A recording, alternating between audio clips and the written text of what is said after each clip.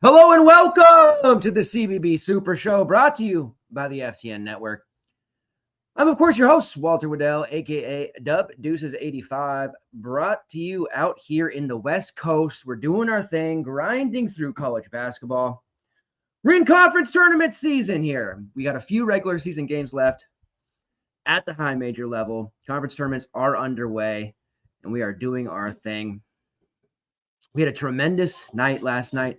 Main slate was hit or miss. We had some rough go of it there for a bit, but we've been red hot. The green screens and window trips continued and into the night slate. It was phenomenal. So we are continuing to do our thing. Get into the chat here.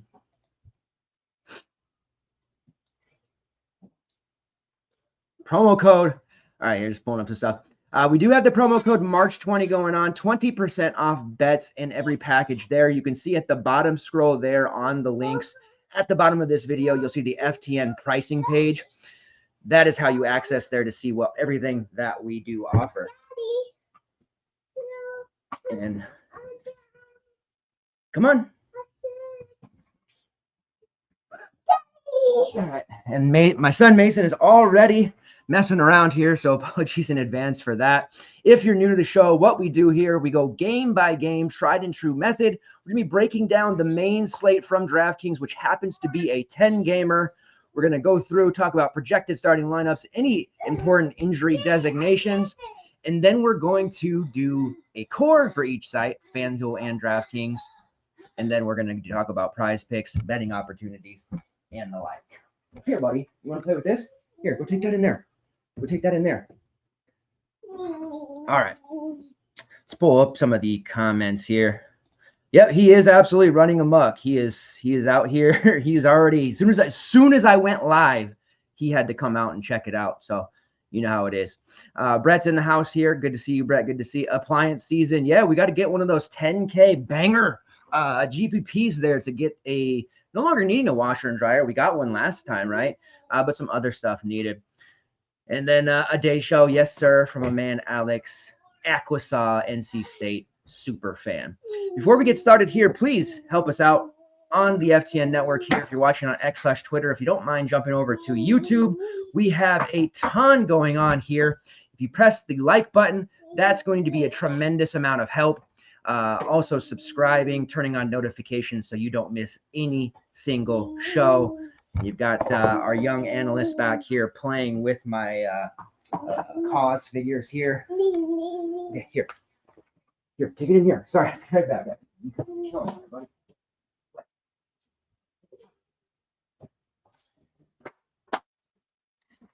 All right, let's get the screen pulled up here. Take all this stuff out. 10-game main. There is a 4-game night slate as well. That's not going to be the primary focus here, as you know, but we will have projections and content galore for that, so no worries whatsoever.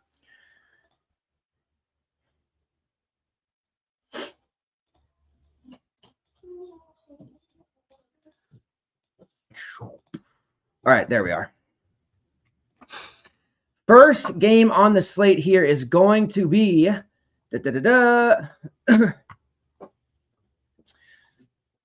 Michigan versus Maryland. This is a total of 153.5. Michigan, a 1.5-point favorite. Projected starting lineups here, pretty simple.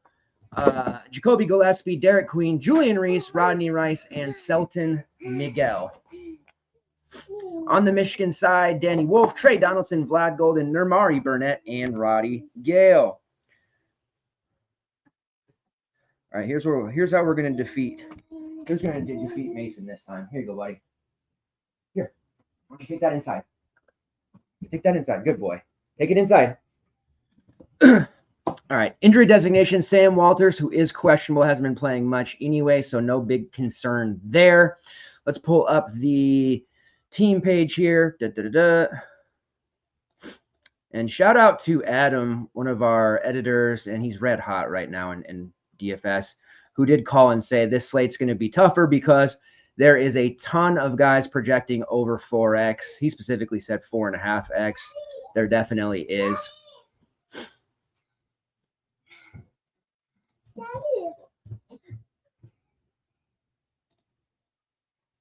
All right.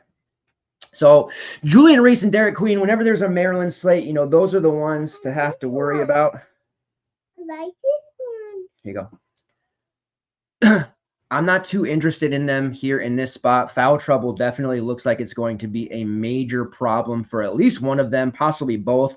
On the Michigan side, Danny Wolf and Vlad Golden, same thing. These are GPP looks at best. The price on Wolf at 8.4 is very appealing. There's a ton of upside there. Definitely have some interest there for those who are building alt lineups. He is a major slate breaker at that price here, all things considered. As far as the guards go for Maryland, I like Rodney Rice more than I thought I would this season. He's priced at a reasonable 6.4K and absolutely chucking alongside Selton Miguel there, who is higher priced than he has been normally, but still reasonable at 5.8K. And as far as I'm concerned, the Michigan guards, I'm completely off until further notice. Namari Burnett did pop a little bit for us last time after he made that big slate-breaking, buzzer-beating shot that he hit. But he's not been very good this season for the most part. And the problem is he is cheap, yes, but there's just no consistency there. Problematic at best. He is only 5.3K though. As far as any bench pieces go, there's really nobody to consider. Bench minutes for Maryland, they don't use them very much.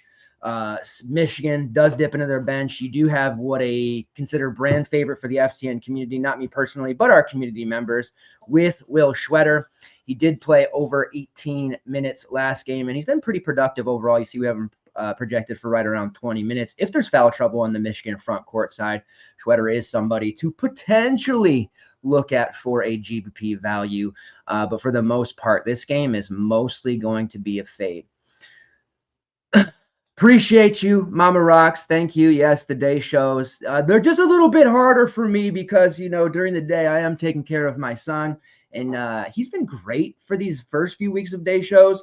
But yesterday and today, he is on a one-man mission to completely interrupt me at every single turn. So he now has my phone, which a little bit scary for me, but we'll press on here and move on to the next game. If anything, it shows a human element to this, right? We're not robots. But I do appreciate you guys continuing to support me and the FTN network as a whole. Clemson versus BC. This is a total of 137.5. Clemson, a 14.5 point favorite. Got to be careful with these big spreads, as pointed out by Frank Brank in the FTN CBB betting Discord. Some of these teams who are, yes, lesser quality than their opponents, but these big slate or these big, project these spreads are a little bit harder for players to, or for teams to cover. And we saw that a couple of times last night, and I'm sure we're going to see it here. So I believe Clemson will win. Sure. Will they cover 14.5? That is another story, although BC has been horrible. Projected starting lineups here for Clemson: Chase Hunter, Dylan Hunter, Ian Schifflin, Vic Lacken, and Jaden Zachary. For BC, Deon Brown, Roger McFarland, Chaz Kelly, Chad Venning, and Donald Hand.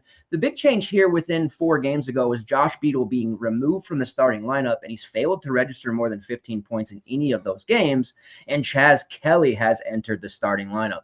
Coming into the season, a lot, including myself, thought that Chaz Kelly was actually going to be pretty decent. Hasn't really worked out for him, but he did burrow his way into the starting lineup here, and he's somewhat interesting as a sub 4K type play. Injury designations, not much. Asa Thomas is probable for Clemson. Now, if this does turn into a blowout, we have that issue. Last night, the big problem main slate yesterday for me and a lot of others that I talked to was the blowouts, man. We're at this point of the season where, blowouts are happening. Perhaps motivation isn't the same playing field for all. We saw Auburn drop a game last night. They've already clinched. Hell, they've already basically pretty much clinched the overall #1 seed, barring a disaster.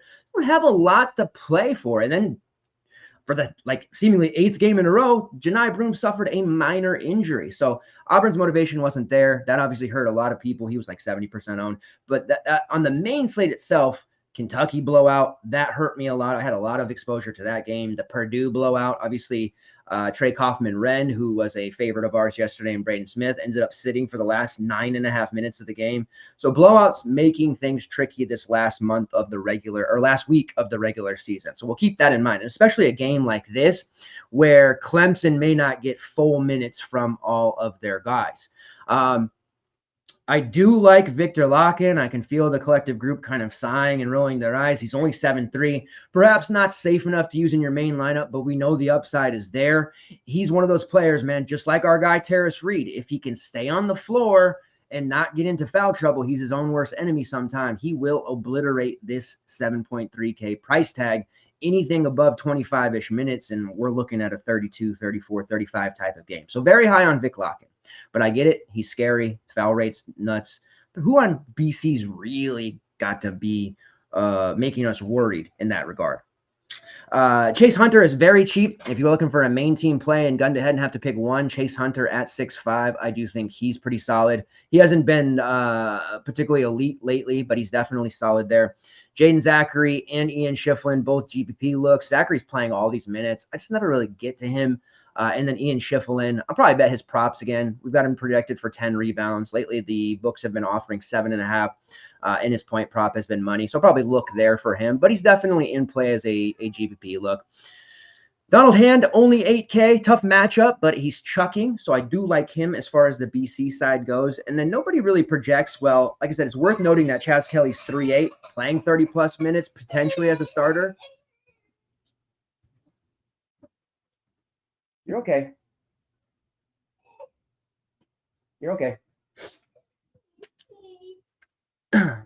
And then the only other player there, if it does turn into a blowout, semi-blowout, would be Jake Heidbreder, who priced at 3.3. I could see him playing a roughly 20 minutes in this game, so he's at least worth exploring because we have seen him and Chauncey Wiggins play some additional minutes there, especially in garbage time. So that's if you're running those multiple lineups. All right, let's move on to the next game here. We're going to try and go quick. Pittsburgh versus NC State. It's a total of 142.5. Pittsburgh is a 2.5-point favorite. Interesting game here. Here, I got to take my kid out. Mason, come here, buddy. Here, you want a popsicle? Come on.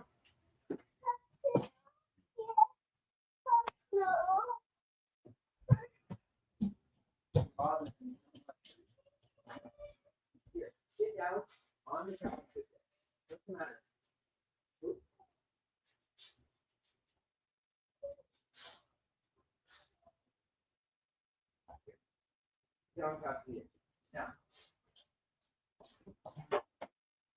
All right, we had to bribe him with the popsicle. So there we are. This game here, projected starting lineups, Jalen Lowe, Ish Leggett, Zach Austin, Cam Corrin, and Guillermo Diaz-Graham. Pittsburgh playing the hell out of their starting lineups lately. Bench minutes have gone down drastically, trying to solidify themselves as a tournament team. NC State, Dontrez Styles, Ben Middlebrooks, Jaden Taylor, Michael O'Connell, and what I perceive to be still Paul McNeil. We're going to get to him in a second. As far as Pittsburgh goes, because we know most of their starters are going to play 30-plus minutes comfortably, confidently, we can consider them even at these higher prices. Ish Leggett's there at 8.7. He's the one that I prefer. Typically between Leggett and Lowe, I try to look to the cheaper of them. They're pretty similar in prices there, so it's a matter of personal preference. And we may not even get there depending on how we're going to build with the rest of this slate, but they are in play for single entry, high dollar cash games, that kind of thing. As far as Zach Austin, Cam Corhin, those pieces go, not a lot of interest there for me. And Brandon Cummings isn't playing enough at 18 to 20 minutes to really be in consideration just yet. Hello? Guillermo Diaz-Graham at 5.7 is the ultimate GBP play. He played over 30 minutes last game, perhaps. Can you stop? What do you need?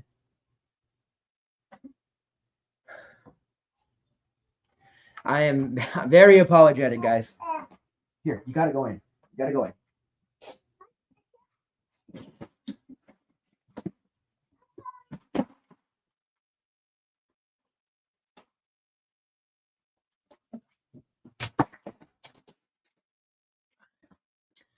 So the real test here will be with Diaz-Graham. Can you trust him? Absolutely not. The answer is no. And I've been checking out some other places on social and people talking about this Pittsburgh team and how Diaz-Graham has looked. But we know from playing DFS the last couple of seasons, he is the very definition of a rug pull. And it's not even his fault. It's just who coaches him. Do we really want to trust Coach Capel to continue to give him these heavy minutes? It's tough to say.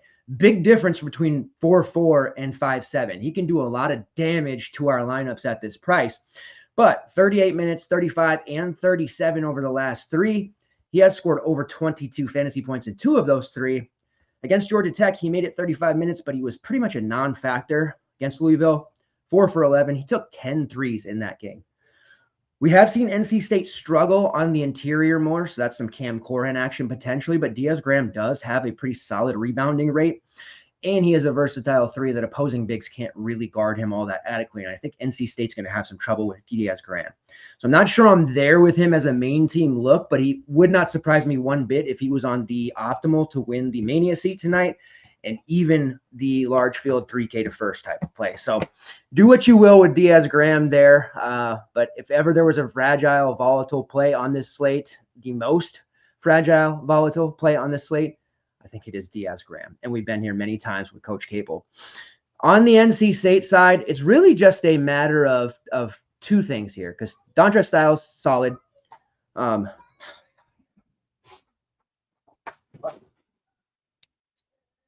You're all right.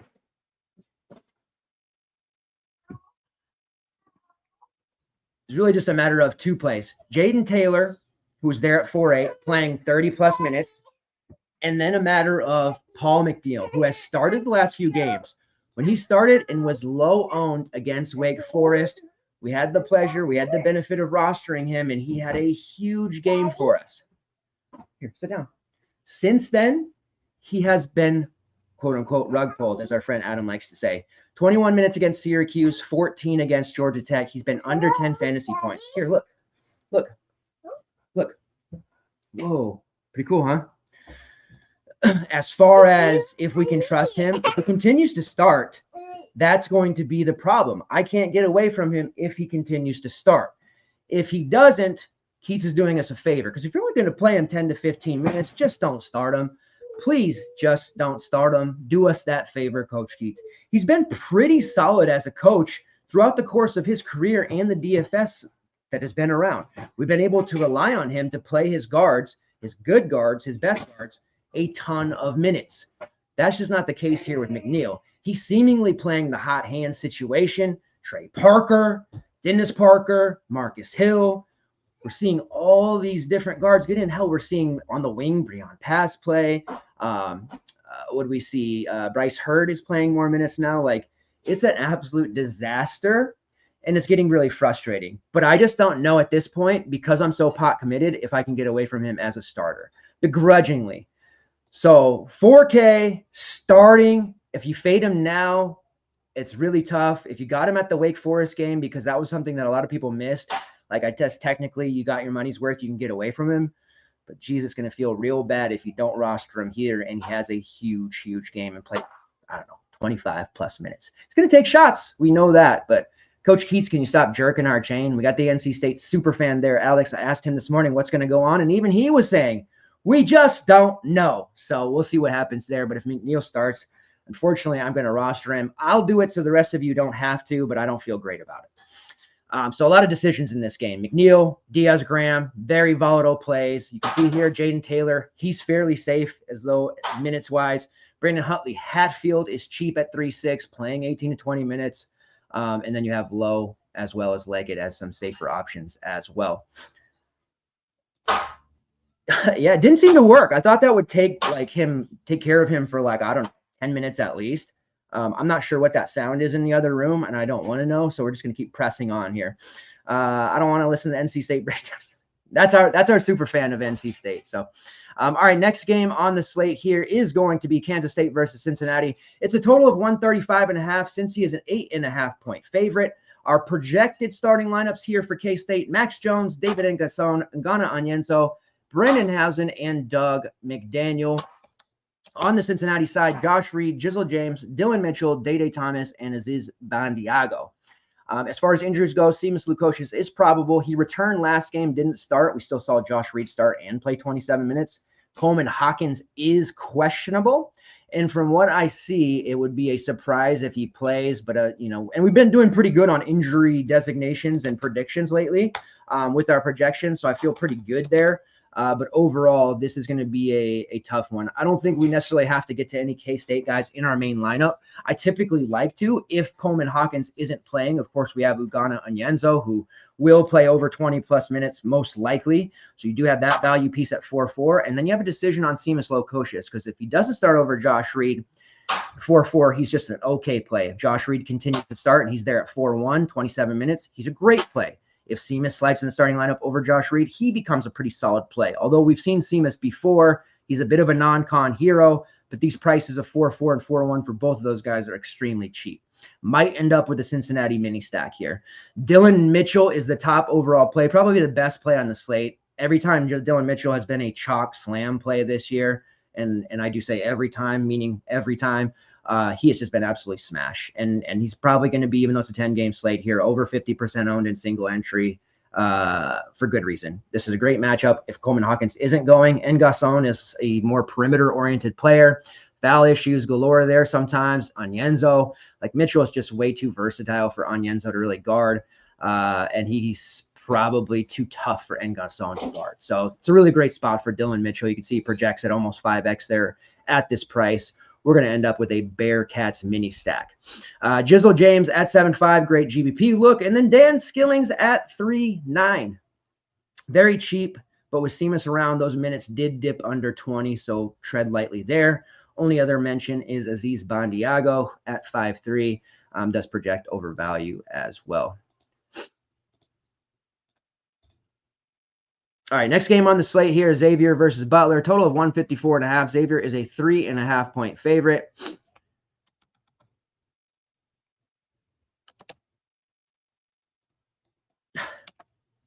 All right, now let's pull that up on the screen. Now he's being too quiet, so now that makes me nervous. Hold on.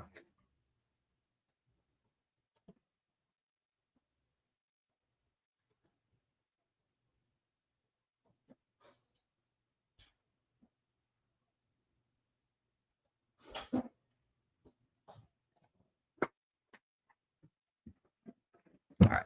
He's like, what? All right. On this one, it is definitely a game you want to target the Xavier side. Xavier's fighting for their life. So as we saw with Auburn last night, team with motivation that may be different than others, they have a comfortable spot in the tournament, #1 overall seed. Xavier doesn't. They've had to basically win out over the last few weeks, and they've been able to do that. So this is a game we definitely want to target. Xavier, love them at -3.5 as well. Zach Freemantle is underpriced at 7.9. Expect him to be relatively chalky. Dallin Swain at 7.5. He is my equalizer. Leverage off the chalk here, Zach Freemantle, but he's a very good overall play. You know, he only scored, 8 points, maybe 10 points the other day, and he still put up a pretty nice score because he contributes so well and so consistently in the rebounding, assists, steals, and blocks categories. We love Dallin Swain. Ryan Conwell, David McKnight, all secondary looks there. And then as far as Butler goes, we do have the value piece in Patrick McCaffrey, who did play 30 minutes last game at 4.3. We've also seen Colby King playing some accelerated minutes here lately. He's priced at 3.6. I'm not as confident to sit here and say, yes, he's going to play 20 minutes. And even if he does, what does that really mean for him? He can knock down some shots, absolutely. He's only 3.6. But I'd rather just go to Patty McCaffrey, who we at least know is going to get those minutes. And he doesn't really need to score actual points to pay that off. 17, 18 FPS here against Xavier, definitely possible. I do like Patty McCaffrey and probably will end up using him in a main lineup with Zach Freemantle. Those are the two primary options from this one. And I do think they'll both have some pretty sizable ownership. Dallin Swain I mentioned as leverage. Andre Screen as leverage there as well. He's 5'4", comes off the bench, only plays about 18 to 22 minutes, but he is a high fantasy point per minute player. I don't expect a lot of ownership there, and he definitely is going to be needed to push Zach Freemantle around and get some rebounds here against Xavier and play spoiler of sorts because Butler's still fighting for their lives too, right? As far as anybody else, Pierre Brooks, Jamil Telfort, they're pretty overpriced in this spot for me. We only like to use Pierre Brooks when he's under 7K usually or in a matchup where he's playing DePaul, something like that. Let's move on to the next game here. Oh, and projected starting lineups there. Zach Freemantle, Ryan Conwell, David McKnight, Dallin Swain, Marcus Foster. Butler side, Finley Bizjack, Jamil Telfort, Pierre Brooks, Bowden Kapke, and Patrick McCaffrey. All right, Florida versus Alabama. Now, this will be a game where motivations will not be lacking on either side. It's a total of 178.5. Bama is a 3.5 point favorite. I do lean Florida here because Florida is a team that can turn it on at any time. And they're going to be ultra motivated here. And would it really surprise anybody if they pull off a win over Alabama by 5+ here? I don't think so. And at the same time, they probably will fall behind early and everybody's going to be writing them off. Look for a live betting spot here. My man, Mike Randall, our chief content officer, he'll be in the betting Discord posting about that. But I do want to put it out there. If Florida falls behind early and a betting opportunity presents itself that's very favorable, some plus points action even further for Florida, we want to definitely take them. Yep, 1 minute. I'll be there. As far as the starting lineups and what that looks like here, Walter Clayton, Thomas Hoff, Elijah Martin, Will Richard, and Ruben Chinyello. On the Alabama side, Mark Sears, Grant Nelson, LeBaron Philon, Killiford Amarui, and Chris Youngblood. We do have some injury designations here. Darian Reed's out for Alabama. Grant Nelson is questionable. That would be a huge loss. They already are susceptible in the front court. We know that. And then Sam Alexis doubtful for Florida. Florida does have Alex Condon back, and suddenly they're flush with options in the front court. And you can see a lot of fantasy goodness here. Micah Hanlogden at 4-5, even at 17, 18 minutes, projecting over value. It's just such a great spot for him to grab a ton of rebounds. Walter Clayton is very cheap, about the cheapest he's been in a long time. Elijah Martin is there at 6'9". Like, you've got some really good looks here. Thomas Hoff, maybe not as good with all these forwards back and kind of clogging up the rotation a bit, but at 7'6", he is a viable GPP look, and he's the type of player who could drop a 12-10 double-double, but also have 5 assists, also have 3 steals, also have 5 blocks. Like, it would not surprise me if Tom had a huge, huge statistical game. Alex Condon there at 7'4". His presence muddies the water there. We can't use him yet, but just to be awareness piece. I do think Ruben Chinyello loses minutes because of those guys being around. And then at this point, Denzel Aberdeen has become a non-factor for us because of the return to the starting lineup by Elijah Martin. The Alabama side of Grant Nelson can't go. More minutes for Mo Diabate. If he can stay out of foul trouble, he's athletic as anyone. He is the one piece outside of Clifford Almarui who can keep up with any of these Florida guys, and I don't even think Amarui can. There's some athletic forwards on this Florida team that I think are a little beyond him, but Diabate is the real deal and can defend pretty much anyone on this team. It's just a matter of if he does it clean and doesn't get into foul trouble. So this is another one, sets up the LSU-Kentucky game. High pace, high total, but these are two teams. It'll be more of a close game. We can expect full minutes. We want multiple pieces, a minimum of 2, obviously, but we might want to get more here. All right, moving on to the next game here. Excuse me, Colorado versus Texas Tech. Total of 141.5. Texas Tech an 18.5-point favorite. Again, referring back to these large spreads towards the end of the season. It's just we don't see these teams covering these huge spreads. Now, Colorado may be down one of their best players, and that definitely impacts things. But the model and our guys, the betting team at FTN, all agree Colorado plus 18.5 is the right side here.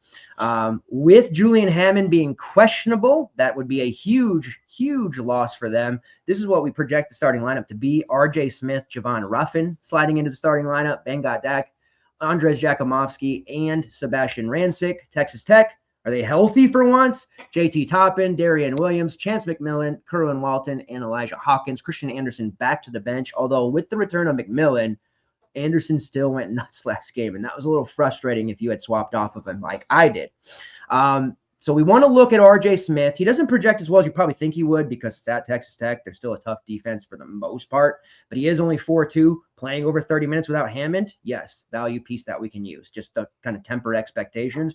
Probably more of a 3x play than he is a 5x play, but he gives us salary flexibility, which we're going to need here. You also have Javon Ruff at 4K potentially stepping into more minutes, but he projects even worse, and he's been pretty rough. Ruffin's been rough this season. Hashtag dad's jokes. On the Texas Tech side, JT Toppin, slightly cheaper than usual, 9.3. Darian Williams, a reasonably priced 7.7, and Chance McMillan coming off the injury at only 6.1.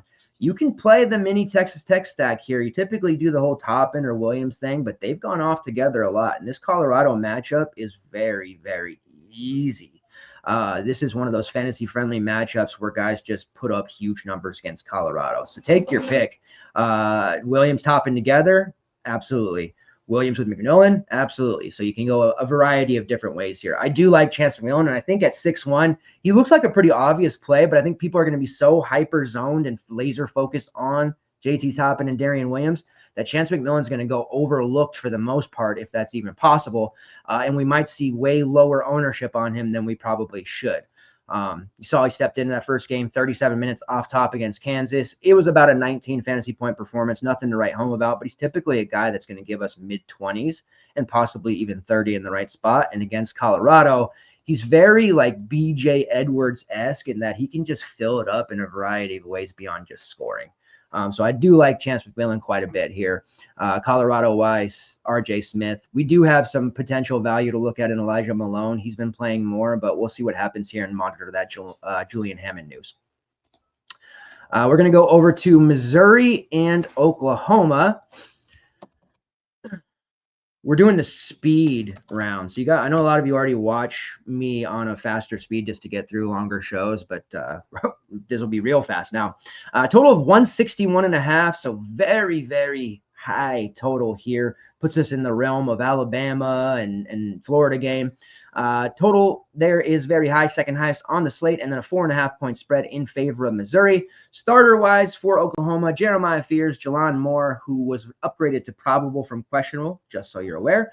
Bryson Goodine, Sam Godwin, and Miles. Missouri side, Tamar Bates, Mark Mitchell, Tony Perkins, Trent Pierce, and Anthony Robinson. Now, Missouri plays a very deep rotation, and that can sometimes be very frustrating. Tamar Bates is cheap, but you just never know if it's going to be a game he plays 30 plus, or he's going to be down there in the low 20s. So he's a GPP look at best. The two players that I can really feel trusting of, Mark Mitchell, who has pretty much, separated himself at the top of the pecking order. He's their guy, right?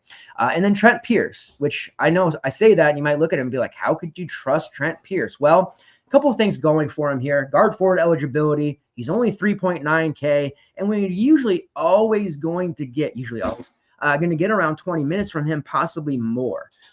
You look through his logs, and they're not particularly sexy by any means, but this is a matchup he's against Oklahoma, and I do bank on him playing those mid-20s minutes, and he's got pretty solid rates across the board. It's just he's a victim of, here comes Marcus Warwick, here comes Jacob Cruz, here comes Caleb Grill. There's just so many different options for Missouri, and they will play them all. But when you look at rates here, Pierce has a 21.5% shot rate. He's taken 93's volume, only 29% from long range, but he's taking a ton. Or I'm sorry, 32% from long range, but taking a ton. Has a 9.5% offensive rebounding rate and a very low turnover rate as well. So there's a lot to like here, and he's still only a sophomore, so there's room to grow. But he maintains a starting spot. Now, I do want to caution, last time they played Oklahoma, he played 2 minutes. Game before that, he started against Texas A&M. He played 6 minutes. So there is potential to really be having our feelings hurt here. But he projects so well, and I just have to bank on the fact that he's going to see over 20-plus minutes. And if he does, it's 3.9K. This is one of those opportunities, rare opportunities, where, yes, it's less about his score and more about what he gives us, the old dubism, Waltism, however you want to phrase it. But also, I feel pretty good about him putting together a solid stat line that doesn't mutilate us. I think that we could get a 3x number at worst in this spot, but the upside is much higher. You see against Alabama, he hung a 27, and that was with 8 real points because his peripherals were so solid, 6 rebounds, 5 assists. A 20 against Mississippi State, a 22 against Arkansas, 20 against Ole Miss. Like, give me 20. Please, Trent Pierce, give me 20, and I feel extremely good about how our prospects look on this slate. A myriad of values once again. But just like last night, there were so many values, and the scores didn't end up being all that high. They were higher on the night slate, quite honestly.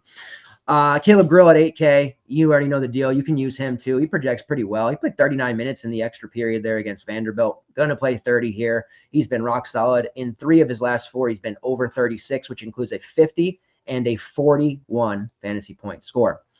Oklahoma side, again, Jelon Moore is probable, so no worries there. Jeremiah Fears extremely expensive at 8.8, but there are GPP upside with both of those guys. I like Bryson Goodine. He was in some foul trouble last game, but he absolutely chucks.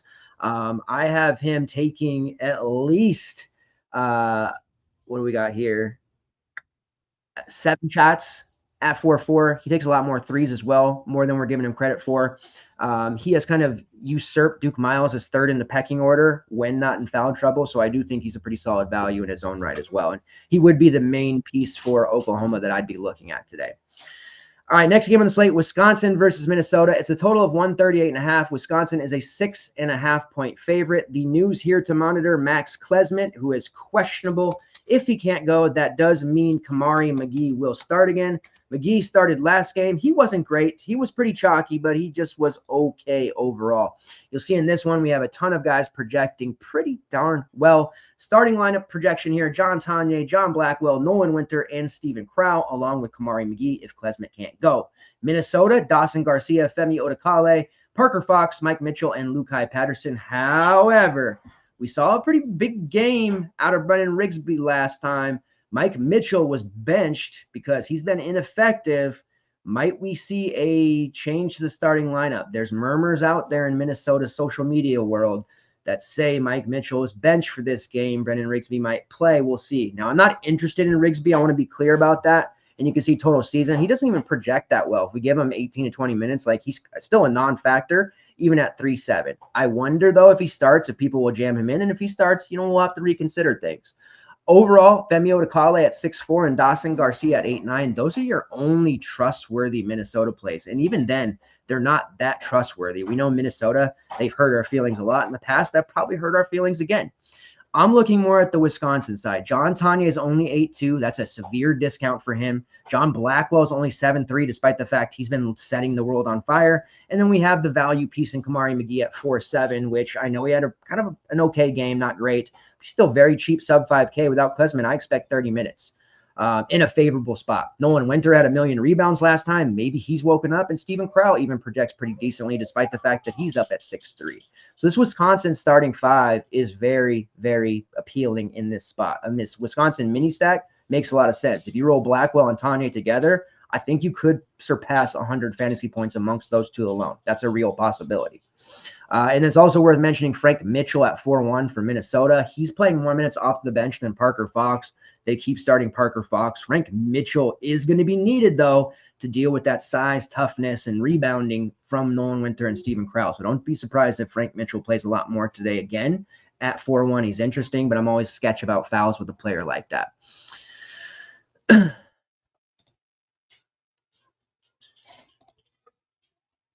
What's up, Razzle? I'm here to learn who to play because I am known as dumb. As a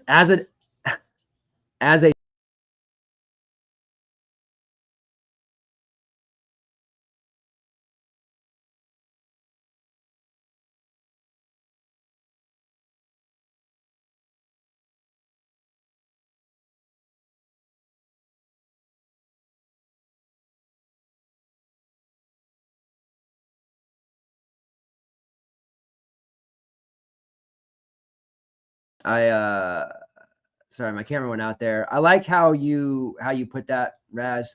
By the way, the inquiring minds want to know if you're ready to lose your Sirius XM title for the tournament basketball league that you just always win. So we'll see what happens there. But good to see you, Raz. Appreciate you. All right, my camera went out there, so I don't know if my mic went out too. Sorry, it's been a rough go of the show here, but I appreciate you guys sticking with me. But as far as this one goes, John Tanya and John Blackwell, great. Kamari McGee, you can run with 2 or 3 plays out of this one and feel pretty good about it overall. I have no real issues there with that. All right, next game or last game on the slate here, Marquette versus UConn. It's a total of 143.5. UConn is a 3.5-point favorite. Projected starting lineups here: Hassan Diarra, Alex Caravan, Solo Ball, Liam McNeely, and Samson Johnson. Marquette side: Cam Jones, Stevie Mitchell, David Joplin, Ben Gold, and Chase Ross. Now, Samson Johnson got into early foul trouble last time, barely played, and they gave Terrace Reed all the minutes he could handle. That was great. He has been phenomenal the last couple of games, and a decision to be made here. He's priced at 8.3. Obviously, foul trouble exists, but he has played 27+ minutes in 3 of his last 4, and he scored 30+ fantasy points in 3 of those last 4, which includes the slate-breaking 63 he dropped on Providence. Absolutely love Terrace Reed. I am going to jump off him in my main now after getting that 63, but it's still going to have exposure somewhere. I think it's a huge mistake to not keep him in your lineup somewhere, whether that's in your main lineup or not, just playing him somewhere, because if you don't, you're going to have your feelings hurt real bad. And if you didn't play him last slate, that was a real big gut punch. For me, I had faded him after talking him up 2 games ago, and I was not going to be victimized again. I just plugged him in, said this Providence team does not have anyone that can handle him. Watch out. I expected like 35, 40. I did not expect 63. That was a welcome surprise. As you can see here, at 28 minutes approximately, he is overvalued. Probably can spend our money a little bit more economically there, but he's definitely a strong overall option. As proven, he can break a slate. Hassan Diarra and Alex Caravan, both reasonably priced 6.6 and 7K. I'm skittish on Caravan. He's projected well before and in a spot where he's probably going to be chalky and then laid an egg. I like Liam McNeely as that GPP leverage or in the qualifier, and Diarra is just a really solid piece who's playing a bunch of minutes again. Expect those 4 plus solo ball to all play over 30 minutes. Samson Johnson, maybe when we see Terrace Reed start, like maybe that's a possibility. And then, of course, Jalen Stewart, Aiden Mahaney, all these other pieces off the UConn bench, really not worth talking about. So it's mainly just a decision on, do you want to go back to Terrace Reed, or do you want to trust what looks like an easy spot on paper for Caravan and Diarra? We need to pump the brakes a little bit because Marquette has been pretty solid defensively full season, maybe not as much lately. As far as the Marquette projections go, nothing special there. Cam Jones is under 10K, and I know I've said in the past, whenever he's under 10K, we want to definitely plug him in. But that was 2 months ago, and since then, he hasn't really hurt us that much from fading. Sure, he's had some pretty nice games, and this could be a spot where he inexplicably just breaks the slate, but I'm just not there with Cam Jones at that price. I want to go a few other spots. If I'm looking at a Marquette player, I do tend to go towards David Joplin or Chase Ross. The projections typically like them. Now, we have been seeing the bench from Marquette play more, whether that's Demarius Owens, Royce Parham, Zadie Lowry, Trey Norman. They're playing enough to kind of muddy the waters for the rest.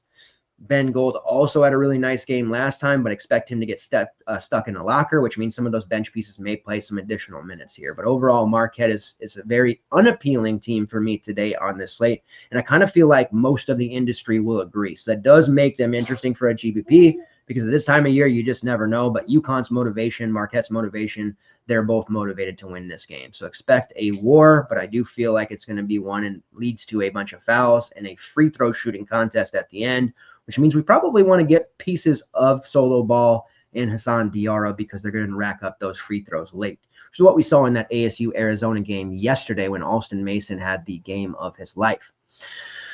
So that wraps up the slate pretty much. I expect the Sirius XM title to return me after an off year last year. That's right. Your reign of terror did end last year, didn't it? All right, so let's pull up the rest of the teams here. I'm sorry that this was a bit of a admittedly tough time. Sounds like most of you guys are aware and cognizant and forgiving about Mason jumping around, being crazy on the show here. Well, he's talking a lot, so we'll start getting his picks too. Maybe we'll start that on Friday or something and have him join us with Adam. But the core I'm looking at here for DraftKings, Dylan Mitchell, who's just the most obvious play, but he's one of those ones when he's been obvious chalk, he has just come through. JT Toppin or Darian Williams, I think you just make the decision on one and kind of go from there. You could play both, as I had mentioned, and then Zach Fremantle for Xavier. I'm typically a Dallin Swain guy, but Zach Fremantle under 8K against this Butler team where lots of points tend to be scored in their games. Sign me up. FanDuel core, John Blackwell is only 6K there. Yes, all day long. Maxime Reynaud, because the most expensive player is Maxime Reynaud on FanDuel, but he's 8.8. I'll pay that.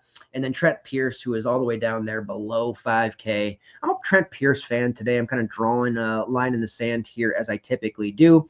Prize Picks plays Keyshawn Hall over 33.5 fantasy points. Why didn't we get UCF Oklahoma State on the slate? Why did you do this to us? You know I love UCF. I always stack their games, and you took it from me. You took it from me, the powers that be at DK.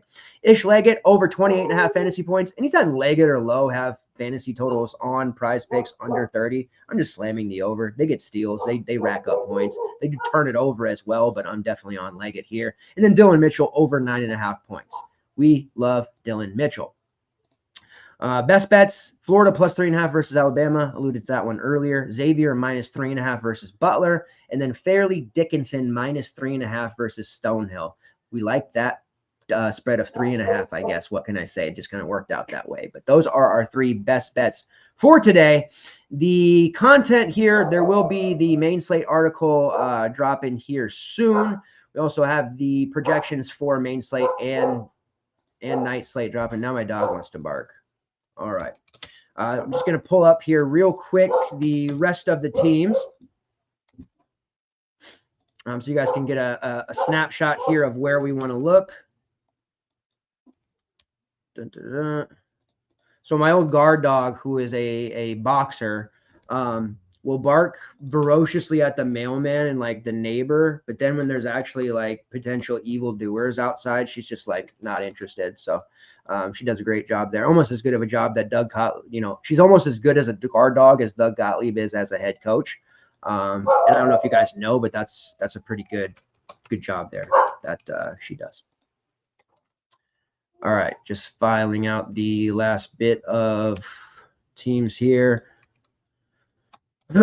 There will be some minor adjustments. We have the box score stuff in, so we're all good there. DVP stuff and the modifier is on. So we're pretty accurate in terms of where we're going to end with these projections. So this will be what the close to what the final iteration will look like. We will be back also Friday night at 9 p.m. PST. We'll be joined by Adam on that. He's going to do his annual Friday appearances. He's going to take that spot now. And then, of course, we do have the Selection Sunday show, which Raz, if you don't know him, you should. He's been in the chat there from DFS Army. He has joined us several times for that. So hopefully he will hang out with us and a few others. But that'll just be a hangout party where we talk about all the different matchups and everything. My stream is typically behind everyone's else, so I will be on there celebrating a matchup from like 3 minutes before. So just bear with me when that happens. All right, here we go.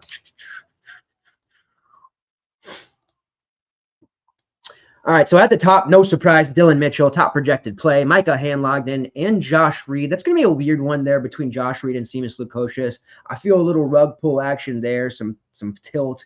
Would just make sense to kind of lean into the starter, which will probably still be Josh Reed, but clearly Seamus is going to play as, whichever of those two comes off the bench, they're going to be the 6 men playing a lot of minutes. And then you see JT Toppin, Darian Williams for Texas Tech, Trent Pierce as a value. So we have the cheapies, Josh Reed, Trent Pierce, Micah Hanlogden. We have a Paul McNeil looming there as well. And then it just makes a ton of sense to go and get John Tanya, John Blackwell, JT Toppin, Darian Williams, perhaps some Florida action there with Walter Clayton, who we like a whole bunch. My man, Zach Fremantle. Just sets up like yesterday's night slate did, where it became a semi-balanced affair. Yes, there were some pay-ups with Broom and stuff, but we were able to play guys like Kobe Slanders, play guys like Henry Visar, run 3 or 4 sub 5K pieces, but instead of run to the top, we were able to balance out the rest of our lineup and go 4 values, 4 mid-tier, and that scored about 260, 270 for most of the FTN community there with the various different semi-builds that we had. So feeling pretty good there. Green screens and window trips galore. Appreciate those of you who stuck through the entire show. On the way out, if you could, please help us out by knocking that like button into the sun. That is much appreciative. All of the likes, comments, concerns, and everything that you drop helps us. Algorithm-based world that we live in. So I do appreciate that very much. Thank you, Mama Rocks. Mamas and the papas for that. I do appreciate you very much. I know I got a little hairy there for a minute with my son, but such is life. And then Adam, I have my like catchphrases that I got to get off. He has his very own catchphrase, which is the never, and then insert this player here, saying never Paul McNeil. I would expect him to say that, but yeah, so Adam makes his opinion fairly clear there.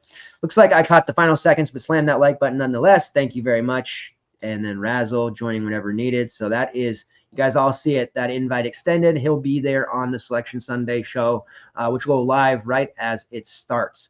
Thank you guys very much. I do always appreciate the support. That dad life can be tough, but we grind on. And I get a lot of people asking me, like, how do you do it with kids? And you see it right there. It ain't easy, but we make it happen. Thanks, guys. Let's get after it. We have 3 hours. Remember, the slate does lock a half an hour earlier today, so we'll get geared up here. All content will be dropping very soon, and we'll get in the Discord and get to wrap in here. ftnfantasy.com. Pricing page there, March 20 to get 20% off bets packages and VIP. Do not miss out. You can pay monthly, get a taste of what we offer here into March Madness and One Shining Moment, which is going to be here before you know it. Take care, guys. Best of luck.